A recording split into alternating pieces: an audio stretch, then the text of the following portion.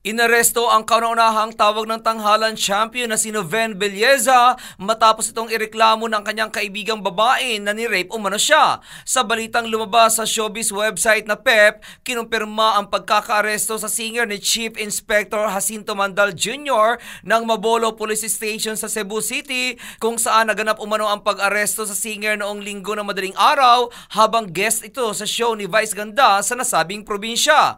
Ayon sa balita, umano'y nag-file ng reklamong panggagahasa ang isang 19 anyos na babae matapos na umano'y gahasain siya ni Noven sa loob ng kondo nito noong Sabado ng gabi, kung saan noong tumanggi umano siya ay sinaktan siya nito. Sinabi pa ng babae na hindi niya akalain na magagawa sa kanya ni Noven ang naturang bagay dahil kilala niya itong mabait, ngunit hindi naman umano siya papayag na tarantaduhin siya nito. Sinabi naman ng mga magulang ng biktima na hindi sila papayag sa outside court settlement dahil ayaw nila na may mga biktima pa ito at para makakuha sila ng hustisya sa ginawa nito sa kanilang anak. Samantala, bukas naman kami para sa panig ni Noven Belleza. At yan aking balita. Ako naman si RH43 Rocky, ang inyong kaliga sa mundo ng showbiz. Showbiz for more, like and share this page for more.